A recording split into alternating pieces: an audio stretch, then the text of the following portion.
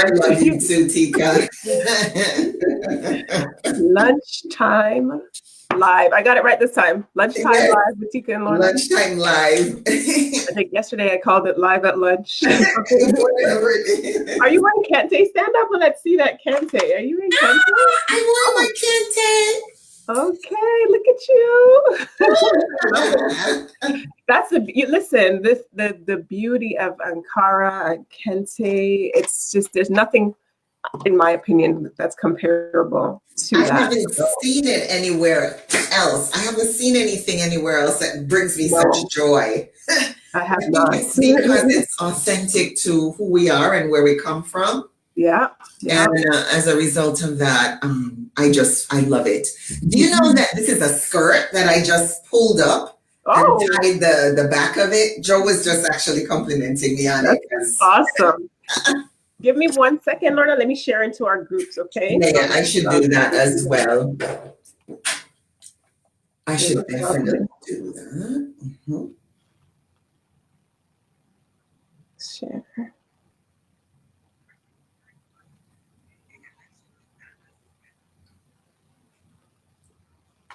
Now, how do I do this? Well, once again, it's blocked. Why do I do this? Let me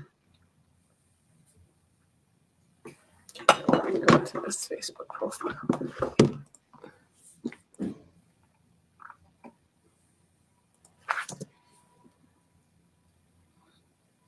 Hello, wondering who is around at lunch. All right. So share it out. Why don't we start? I think we could start a watch party. So why don't we start a watch party to see who's around? Yeah, that sounds like a good idea. Let's see if I can.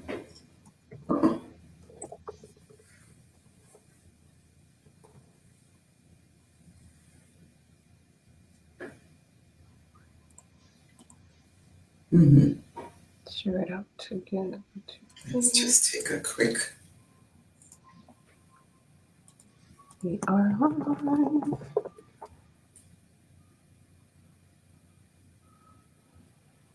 Okay, let's start a watch party and see who comes in. Can we both start a watch party? I don't know how to do that, Teca. Where do I go to do that? Do you see an option on? Do you see a purple option on your screen that says watch party? Let me see.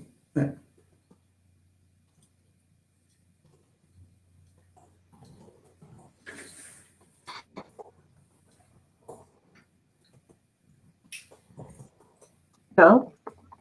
Just a second here. Where's my? Oh no.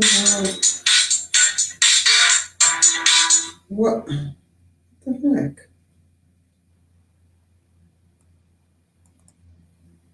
All right, let's get this. I just sent it the watch party invitation.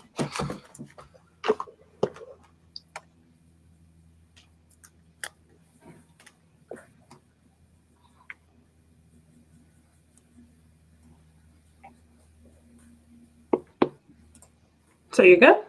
Or you're still trying to set it out to your network. Okay. Wondering who is around at this time. I can't believe it's our last day though.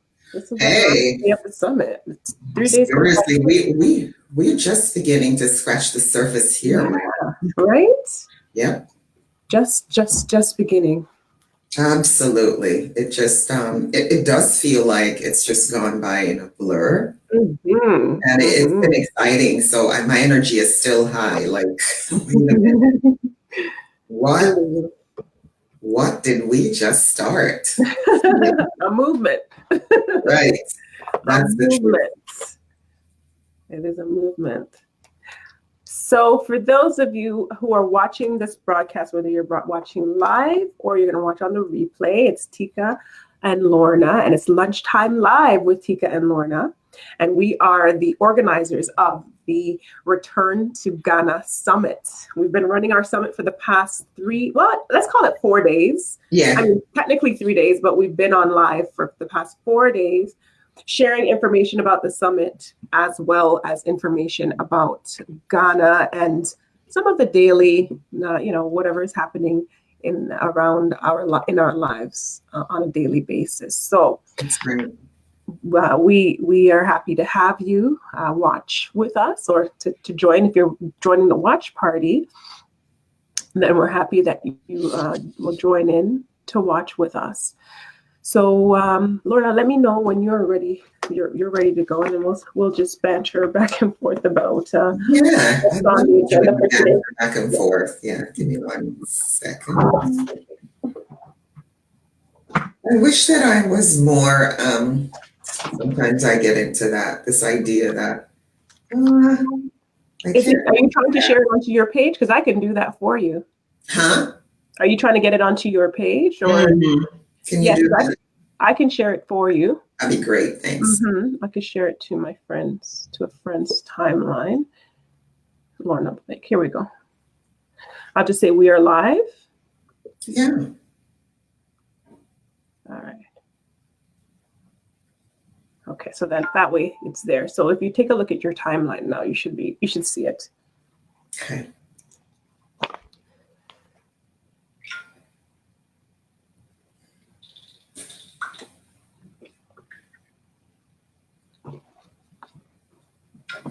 Yeah.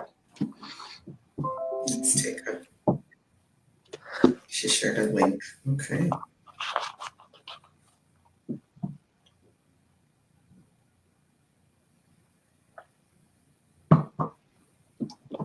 Lorna, why don't I just start chit-chatting? I see it. Awesome. So just an interesting watch party. Okay.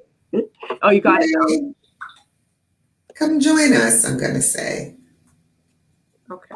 Okay, so Teca, I love to I love to chit chat with you. So let me give my undivided attention here. We're gonna chit chat. Where do we start? Because there's a lot. There's a lot. Maybe. Could we start with a rundown of what's happening for today, and then go into, our thoughts on the topics, or did you want to just talk about whatever's happening currently? Today's the last day. I like the idea of us maybe teeing up some of the stuff that may have come as a result of what was sent out yesterday, or any feedback from others that has come to us. Yeah. Okay. I think it's really cool that you've done the watch party. Yeah, I love it. And that watch party has resulted in feedback, right? Like people are saying that they may be interested to travel at that time. Yeah. Right? Yeah, we had some people saying they would probably want to go to Ghana. And I got emails also asking about that period of time in August, if that's, something that people want more information. So it is definitely piquing interest. That's pretty cool. Pretty cool. We want to see more people, at least thinking about the possibilities of getting there for the year of return celebrations in August. Yeah, for sure. So I'm excited about that. Mm-hmm. Talking about the year of return celebrations in August, I when you sent out the videos last evening, I got the chance to watch the interview that you did with Emma. Yes, yeah. And I loved it. I loved it because it really provided a perspective on the customs that I would not have thought of that, right? And that's hand, right? And the etiquette. Right. And what it reminds me that Ghana is an old culture. Yes. Very traditional. Very, very traditional. Yeah, it's old. And even, okay, so growing up in Jamaica, I had the opportunity to, of course, be part of some of the stuff there, but it goes deeper because we are the children that were separated from the mother. Yeah. And so while we have some little vestiges of it, this is so much deeper. And what it reminds me of is many Korean customs. I've heard people say, it's the weirdest thing, Teca. I heard people say that Koreans and Africans have a link. And when Koreans and Africans link, it's something very, very powerful. Really? It's truly, truly powerful. And when I moved and lived in that culture, I got to understand some of the customs. And when I heard Emma talking about, some of the ways that you can show respect in the culture, even by learning a few words, it's the same thing in Korea. Yes. And how you use your hand. Now, there are certainly differences, but there are similarities. How you use your hand, how you talk to elders, how you, there were just several things that came to mind, and I was like, wow, what are the chances? I would have never thought of Ghanaian culture in that way. And I'm so glad that you had the insight to bring somebody in about customs and etiquette, because I would not have thought of that.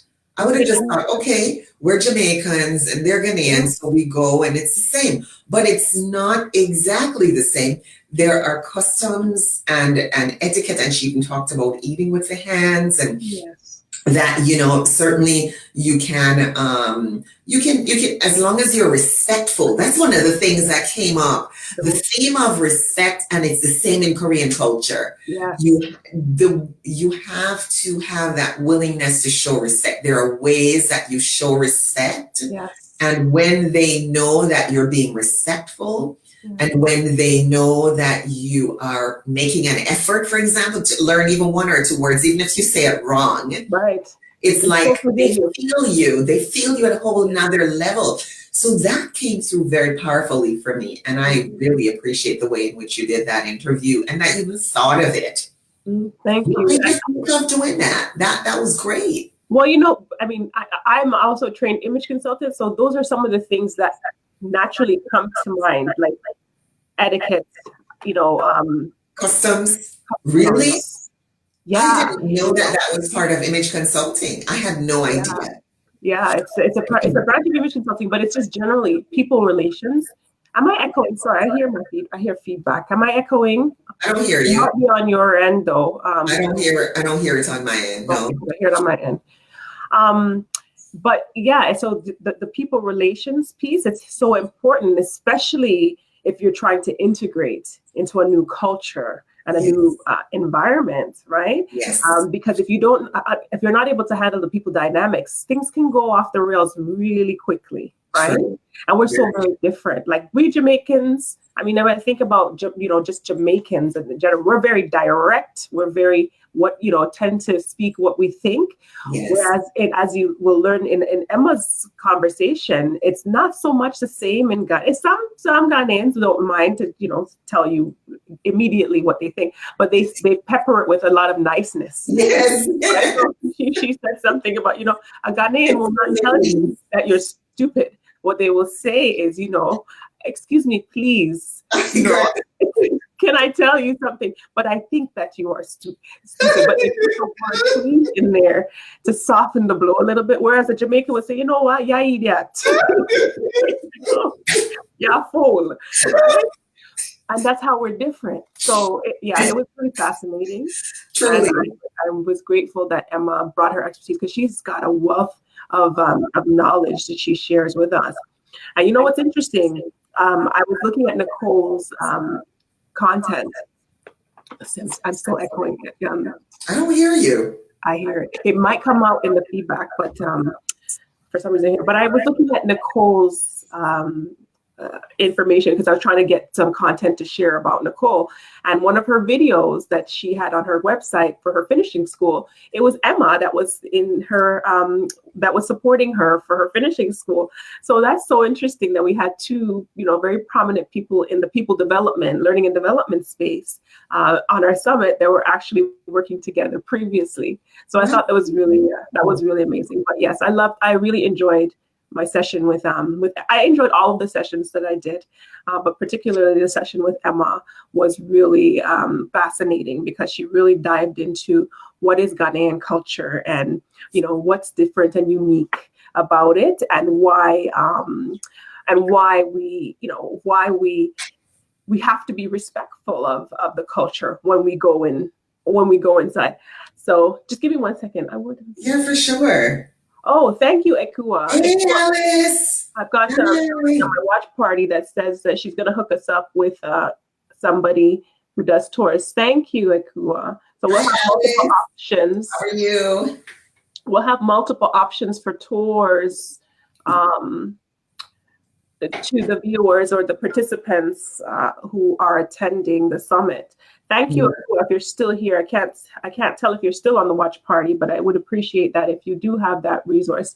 Ekua is a dear relative and friend of ours, and she has a really great network of people that she tends to provide us with. So she's willing to connect us with Pa John Bensby Dadson. So I'll check it out after, and perhaps when we do our FAQs, we can summarize that information for I think that's fantastic, because the more options we have, the better, right? Right. And we want people to feel empowered in their choices. So that's right. We're not in any way, shape, or form saying you have to do it the way we're suggesting here, or just in one way. That's right. But in whatever way they choose to, they can travel. And I think that's really cool.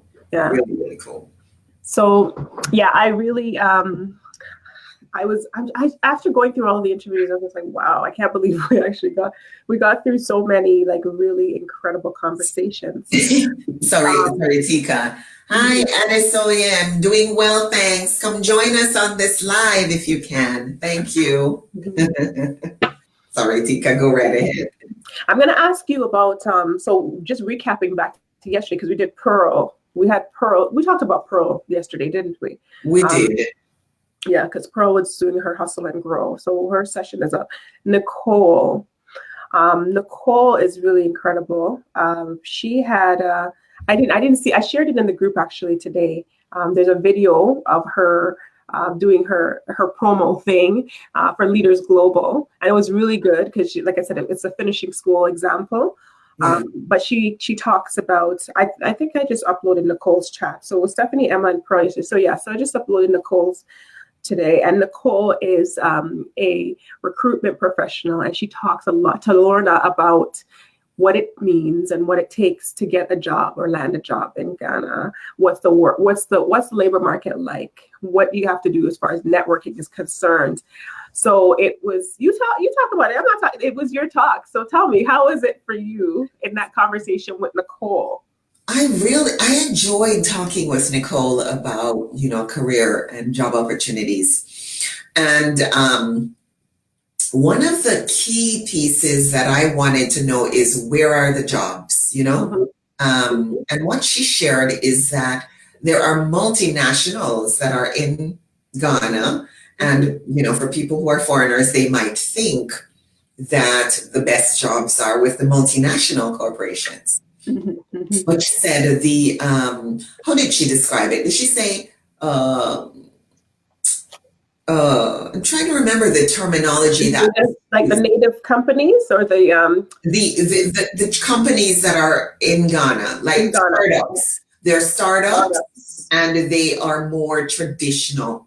Yes. More traditional companies in Ghana, that people are making really great progress in those avenues. She shared the example of a company that's in Ghana. She says I think they are originally from Nigeria, but the company is a startup in Ghana. Yes. It's a solar energy company. Solar energy, yeah. And how progressive they are, and how there is opportunity for mobility, for for promotion, for pay increase, like a lot of those kinds of things that this particular person that was hired there is experiencing is based on the fact that this is a traditional company. Yes. They have more flexibility and more fluidity. So as they grow, people can grow with them.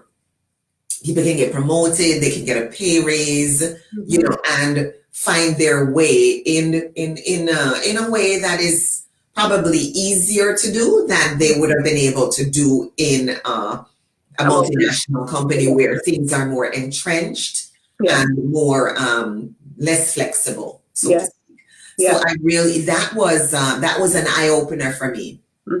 to be able to learn that. Yeah. And I think she also talked about networking. Yes, she That, did. do you remember hearing about that? Yeah, she talked a lot about the importance of networking in especially in the Ghanaian marketplace, because Yeah.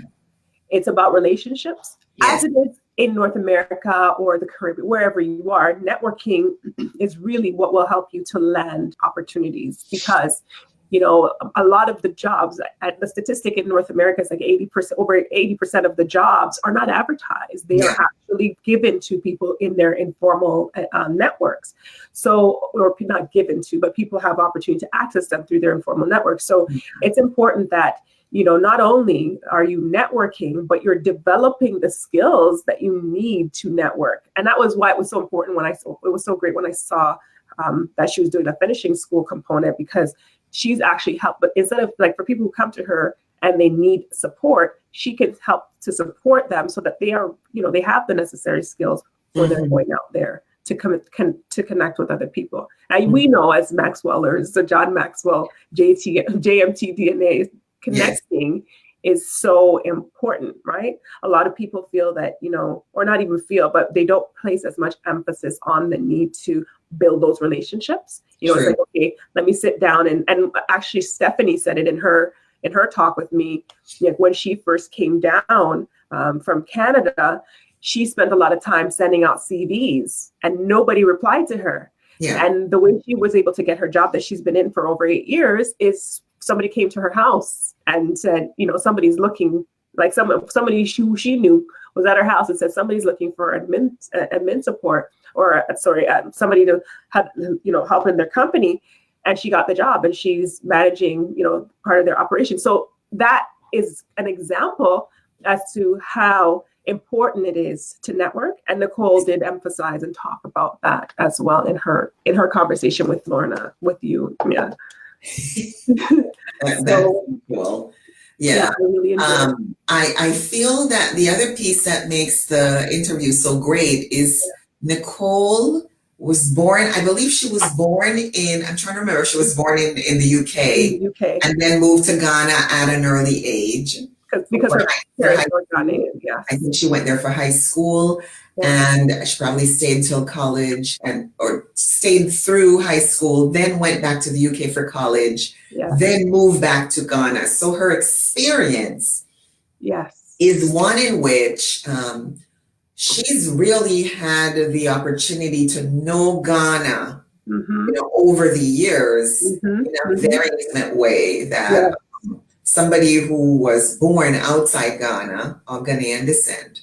Yeah. But I like that. That's very unique. I haven't seen or heard of anybody else who's had that much interaction. And so she's built a company that is stable, has a foundation in Ghana. She travels back and forth to the UK, and she's just doing fantastic work helping people who are looking for jobs. So that's pretty cool. And that's the part, Lorna, that's the part that is so important. It's the impact, right? And for everybody that we've dealt with, I feel that they're like their commitment to their craft, their commitment to service is what makes them stand out, because it's about the impact.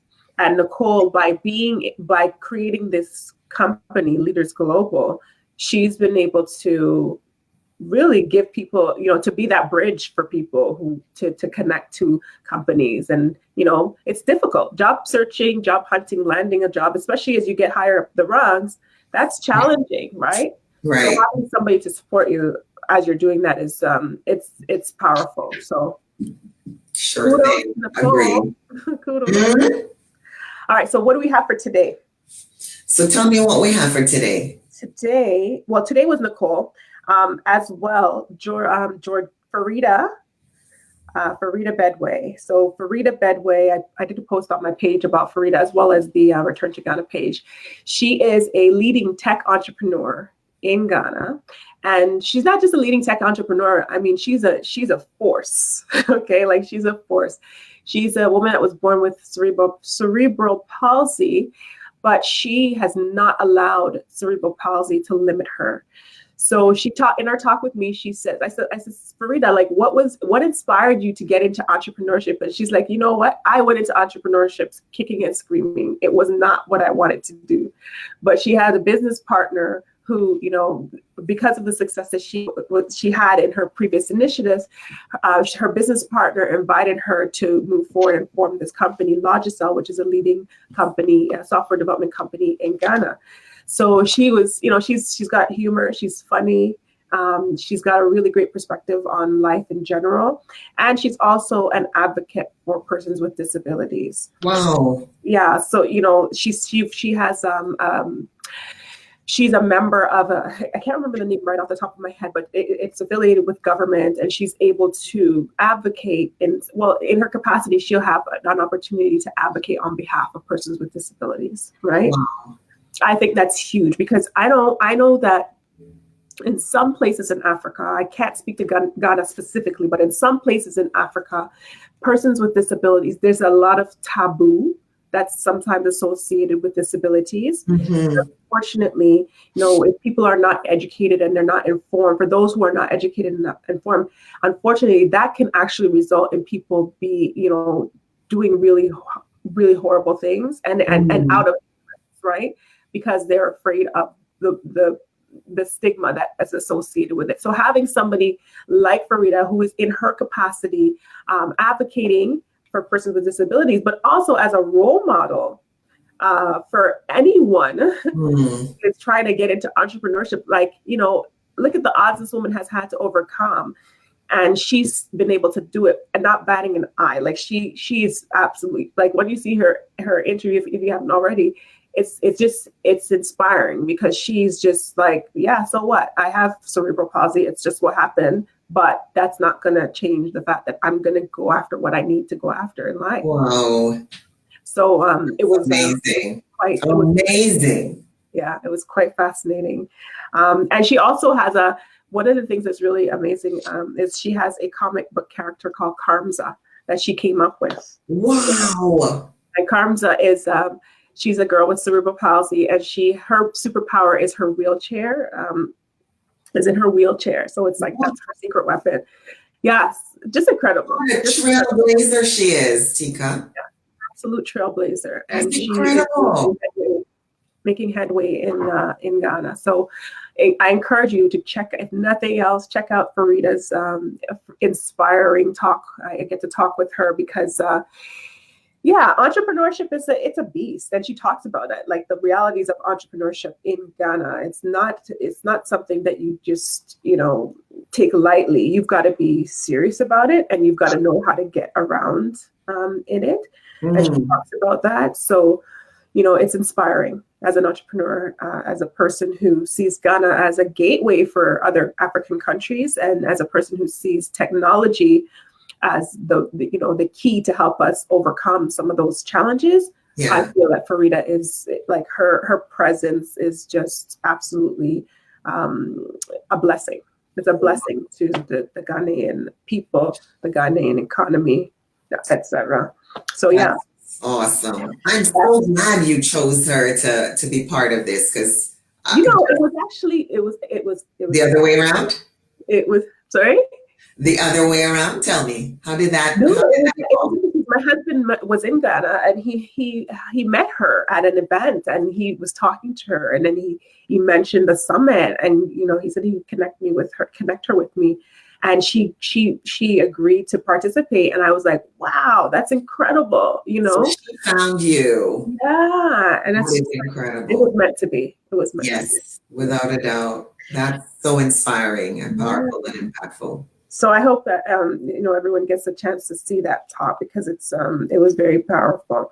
And then Farida, Georgina. So Georgina Quagrain, she's a Ghanaian native, and she works in the financial services sector. So this is the interview with the money. The money. The money. How are people gonna make it? How's the money gonna work in Ghana? How are you gonna survive? How are you gonna make it? Because the money is one of those things that trips us up a lot, especially in our culture. Yes. Money mindset,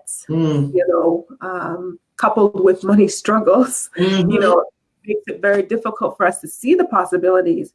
So even just the idea of like going to Africa, for many people, it seems like it's not even an option because not even an option. Go to Africa. You know, oh, the flight's too much money, and you know, the flight's already a lot of money, as people would think, right? It's way beyond what they would even look to pay to go anywhere. Right? So then most people will just see it as, I can't do it because it's too expensive. Yes. She doesn't go so much into money mindset. She talks more so of the pragmatic parts of it, you know, but the mindset piece, because I know you're a money mindset person. You got it. Yeah. So talk to that. Talk just as we could before we go into the nitty gritty. Yeah. You know, what are some of the mindset issues that you feel may impact somebody who sees this opportunity and says, first thing, you know, it's not going to happen for me ever because I don't have enough money, or absolutely. That is something that is not just true of going to Ghana or to Africa, right? That is true of anything that we want to get involved in. We want to get training for a program, and we get into this idea that we don't have enough. We're never going to have enough. If I do that, I'm going to die. It's gonna bankrupt me. I'm gonna, you know, all these kinds of stories about lack and deprivation. Yes. You know, and so approaching the idea of going to Ghana or Africa or anything else, we first of all want to anchor ourselves in the vision. What are we looking to create? Yeah. If you're going to Africa, what is the intention? Yes. Is your intention for success or failure? Right? So starting with that, I love starting with that. And I didn't make it up, right? I've worked with a lot of different prosperity mentors and spiritual guides and advisors and so on. And that is one of the key components to allow us to be successful is we have to start off with an intention. The vision and intention. The vision and the intention is so key. It's either one of two things. It's either success or failure. Yes. Right? Just like the emotions. Yes. We're either in fear or in faith. We're either in love or in fear. Yeah. Right. So beginning with that piece. And then the other piece that I think is important is to recognize yourself. When you start talking about what you don't have, what you don't want, what you can't get, you ask yourself, am I in abundance or am I in lack? Scarcity or lack, yes. Right? Yes. This is a lesson, people. Listen to this lesson. This is a right? Yes. If you find yourself in lack, then I work from a spiritual perspective, and I found affirmations and mindset type things. I also do tapping, which is emotional freedom technique. Sometimes when there is fear stuck in our bodies, you know, some of it is not even from us. Some of it is from our parents, our moms, what we saw in the homes that we grew up in. Yes. And it keeps us, you know, in this stuck place where we're constantly playing the same program over and over in our heads that say to us that we're going to fail. Yeah. This is never going to work. And guess what? It doesn't. There is a quote that says, whatever you think, you're right. I think it was Henry Ford that said it. Yeah. Whatever you think, you're right. So if you think you're going to fail, you're going to go bankrupt, you're never going to have anything, you're going to be rejected, you're right. Yes. And is that what you want? So one of the processes and practices that I use is, like I said, emotional freedom technique, where sometimes I will take somebody through a meditation or a visualization, but there is still some stuck energy there. And then what I'll do is have them tap. We'll go through a tapping process. And it could go something like this. Just a quick example. There are certain points that you use, and the karate chop point is one of them. And you start off with something like, even though I feel afraid that I don't have enough money right now, I deeply and completely love and accept myself. Even though I feel afraid that I'm going to go bankrupt right now, Mm-hmm. I deeply and completely love and honor myself. Mm-hmm. Mm-hmm. Even though I feel afraid that I can't afford to go to Africa right now, Mm-hmm. I deeply and completely love, honor, and appreciate myself. Wow. Wow. Right? And then we just go through, and there are certain other points that you tap on, and you keep going through this until you actually clear the energy. So sometimes I'll have people assess now on a scale of 1 to 10, where 10 is it's really, really just overwhelming, this feeling or this fear. Yeah. What is it? Sometimes it's a 9, it's a 10. By the time you've tapped it out, it's like a 2 or a 1. Then you say, okay. And they'll tell you, it's shifted so dramatically. I didn't realize that this was affecting me. Yeah. Clear it. And then it can allow for us to have a better sense of how we're going to find our way. Because the universe, God, creator, is not asking us to do all of it. What we're being asked to do is to step into faith and be obedient, yes, and to be willing to trust that sometimes you're being guided on a path. Mm-hmm. You do not need to know how. You just need to be willing to be obedient and to trust that creator who brought you here is going to support your mission, your purpose. That's right. Your joys, the things that light you up, your passions, your intentions. Yes. And be willing to step in. Yes. You know, that's powerful. Thank you for sharing your wisdom. And I knew that you could honor this part of the conversation, because it's not just, I mean, like Georgina talks about the money, but if we don't even get past the mindset, it doesn't matter what you're going to do, the money is never going to come, right? Mm-hmm. It's not going to be enough. So when she starts throwing out numbers that are like, whoa, most people are not comfortable with these types of numbers. The reality is that shouldn't be the reason why you don't necessarily move into your purpose, because you have to recognize and accept that whatever source you're going to need to, to meet that objective, it's going to come. You got to move in the purpose. Yeah. It's there. Creator has already made provision, because where God guides, he provides. Yes. I have seen it again and again in my life. Yes. Anywhere God is guiding you, yes, God has already made provision for you to be there. Yes. And that money will show up as long as you're willing to be in faith. And you don't have to work it all out. That is one of the things that is a challenge for us, right? Yeah, especially for those of us who come from, we come from poverty, right? Yes. It's not something that we're hiding. We come from poverty. And when we come from poverty, we have to unlearn all of that stuff that we've been conditioned to believe. It's in our DNA almost, right? Not even almost, it's in our DNA, because we're accustomed to lack. I remember saying to myself once, I noticed for people who've been they're around wealth, or they have been exposed to wealth and abundance, they don't bat an eye when it comes to taking risks. That's right? Because they recognize that they're just so comfortable in the whole idea of having, right? Yes. Whereas we're so comfortable in the idea of not having, that it's almost the default position. It is the default. It is the default. It is the default, Teca. Yeah. And we operate from survival only. Survival, just the bare necessities. Mm-hmm.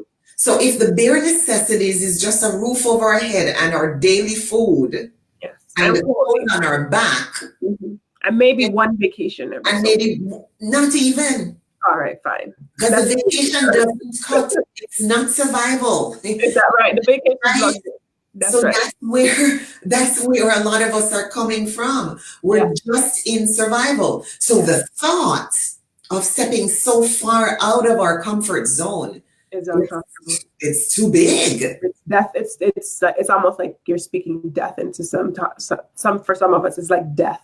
Death is going to be imminent, because we can't possibly survive without the comforts that we are accustomed to. It's true. So taking the risk is not an option. So that's it. Georgina's going to talk about the money.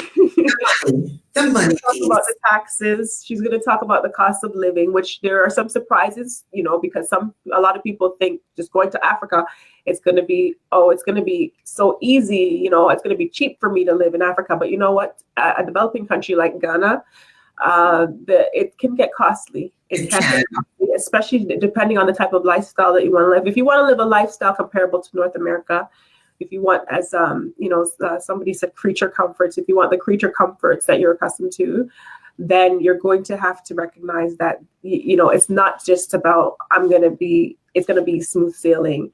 There's going to be some sacrifices that you're going to have to make. But at the end of the day, like Lorna said, you have to look at your vision. What is your ultimate vision that you're trying to achieve? Are you here for impact? Are you here to make a difference? Are you going to, because you want to see the possibilities that are there for you in a place where there's endless possibilities, right? Yes, there's endless, there's lots of negatives, but at the same time, you have to balance that out with the endless possibilities. Mm-hmm. So don't be discouraged, when you hear certain things about the financial pieces. Although Georgina is she's very, I guess this is a part of being a financial professional. She's very detailed. So she started giving percentages. She was talking about in terms of the types of allowances that certain professionals get in their packages. And she was talking about like the taxation rates. So she went into great detail. If that is your thing, like if you don't mind hearing about those economic pieces. And then she also talked about the general stuff, like the general cost of living. And we went into charity. I thought that was interesting, the conversation on charity, because I posed that question about, in Ghanaian culture, it's because in North American culture, it's pretty much everybody fends for themselves. Like that's North American. Yes. Caribbean, not so much. We believe a lot of in helping our units, but in Africa, especially in Ghana, it's incumbent upon the younger generation to contribute to the units, the family unit, and to contribute to the elders and to help wherever you can, especially if you're in a position where you have the ability to. Yes. So I talked to her about that because some people may not understand that. They may walk into it thinking, well, I'm not wealthy. I don't have a lot of money, but there's this expectation that I'm supposed to take care of this, that, and the other. But then and she made a really valid point. She's like, it doesn't matter globalization, technology, doesn't matter what new advancements there is. There's always going to be a customary requirement, not even a requirement, but there's this an expectation in the culture that if you have, you will help. And it goes back to I know when I think about the Bible, I remember reading a passage in the Bible where it talks about that there's a requirement almost to like if you can't give to those who are closest to you, it's I can't remember the exact terminology, but it's essentially encouraging charity amongst your family, amongst your unit. So I thought that was an interesting part of the conversation, and I really wanted to get her insight on it because it's cultural and it's different. So for those who are coming from North America, especially America, I can't speak to American culture because I don't really live it. Yeah. But if you're coming in from a different culture that doesn't do that, it may come as a big surprise or a shock even when you get there, right? That is so fascinating, Teca, because that is a big part of Korean culture. So there you go. There's some similar. You said that there's similarities. It's so fascinating. I'm blown away by that. Yeah, I wonder what the linkage is. I'm curious now that you've said it. Old culture. Yeah. Very traditional, very traditional, and they believe that you prosper by helping those in your community. Yes. So it's just so inspiring to me. Yeah. And of course, I think that's part of what it resonated because we come from Jamaica, where people are. It's part and parcel of how we live. Yeah. It's not something that is spoken as much as it's a natural part of how we live. Generally understood. It's understood. Yeah. And so we live that way. So that's fascinating. I'm really curious now about the interview. Yeah. It's a longer one. We did have a little bit of a lengthier interview. It's a lengthy one? It's a lengthy one. So you may have to take it in parts. In stages. she, like I said, she was giving a lot of details. So, we just kept going, but it's interesting. So yeah, that's pretty much the end of our interviews. I don't know. I feel good. I feel like we have covered a good amount of information that can support those who are interested in moving forward and exploring Ghana in the year of return. Yes. What I would encourage you, if you have not yet signed up for the summit and you're here listening to this conversation, you still can sign up to access the recordings. The information is sent by email. So if you want to follow up on some of these discussions, you go up to the website and register. It's that's bit.ly/return to Ghana. And I'll drop a link after the conversation so that you can access it if you want to. As well, we have a Facebook page. So we're building a community around this initiative because you know what, Lorna, as we had a brief conversation earlier, we feel that this is just the beginning of something fruitful. Right. We feel that there's an opportunity here for us to really to engage and support those of you who see Ghana, who see Africa as a part of your future. And we want to be able to, in our capacity, as I know I'm very resourceful, Lorna is very resourceful, and there's a lot of synergy that we have that we can come together to create solutions that may help you. So we're going to invite you to join us in our Facebook community, our Facebook page, and I'll drop that link as well. And this is, like I said, this is a movement. We've got a vision that is bigger than us. Mm-hmm. Right? This is not even an accident. Like, Lorna, why you came down to Toronto? I remember at the time where you had there was a tragedy that happened at the time, and but at that time you were going through that, and we met, and I had the opportunity to connect with you, and I just felt it that day that there was something magical happening with our connection. I connected before, but at that day I just felt it. So yeah. I know, and then the Ghanaian president shortly thereafter proclaiming this 2019 being the year of return, and trying to get people to Ghana. So I just say this to I'm leaving with the thought that, we would love to engage with you if this is a part of your vision. Lauren and I don't see this as the end. We see this as actually the beginning of something fruitful. Lorna, yes. Before we go, what are your last thoughts that you'd like to leave with our viewers? Yeah, I can't say that this is the last thought. It's the thought for it's just for now, because I have this incredible sense of energy and enthusiasm, and a sense that we're going to continue. We're going to continue in some way, shape, or form. It's not this week, obviously, because we've spent the last couple of days, and we're wrapping up Black History Month with a bang, though. It's just incredible.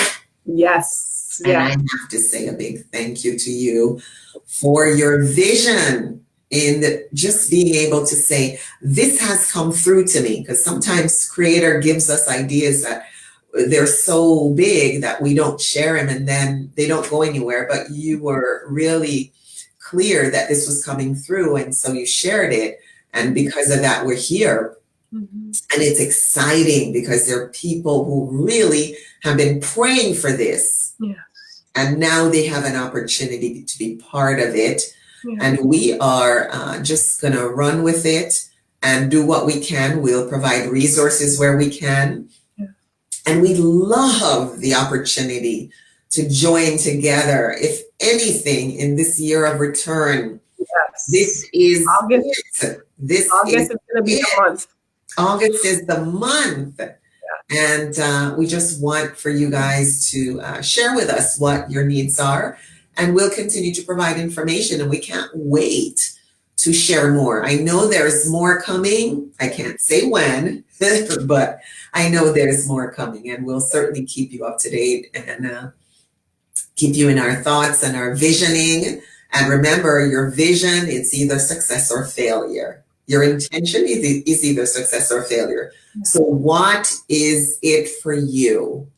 Yeah. Our intention is that this is going to be an incredibly successful venture, an incredibly successful year of return. on every hand and on every level. And we want for you to be seeing your life in that way and allow this to really to permeate every area of your life, not just the trip, Yes. but in every area of your life. Every area, your love, your children, your family, your education, your career, your business, in every area, in your giving, in your spiritual life, in your health. Is it success or is it failure? So we call forth and we proclaim success, and we trust that you will allow us to continue to be part of your life, continue to be part of this journey, be with us. And we can't wait. We'll see you soon. Yes, that's beautiful. Thank you so much, Lorna. Something was tapping at me before I came off. Was say this before, or not say this, but I think I did mention to continue, if you want to continue with us, about our Facebook group. So I'll share that information. But yes, this is the year of return. Black History. Yes. So today is the last day of Black History. But it's a beginning of, I won't say today is the beginning of Black future, but at this stage, I like to talk about Black future. Yes. About, not necessarily forgetting the past, but really working diligently and collectively in unity to shed the generational struggle that we've had as a people, and to overcome and to just move back into prosperity, because that's where we came from. We came from royalty. There were empires that preceded our struggles. So we've got to get back to that. And the only way we're going to be able to do that is if we unite, and if we understand at our core who we are, and if we embrace who we are, which is royalty. So thank you for showing up. Thank you so much, Lorna. Love you. Okay. I love you. And we'll connect again at some point. Enjoy the rest of the summit, and please let us know send us your feedback. Let us know how you enjoyed the sessions. If there was anything that resonated with you in particular, if there's anything else that you feel that you need to, in order to inform your journey and stay connected, because we're more than delighted to support you. All right. Thank you, guys. Take care. Thank you. Love you. Talk soon. Bye, friends.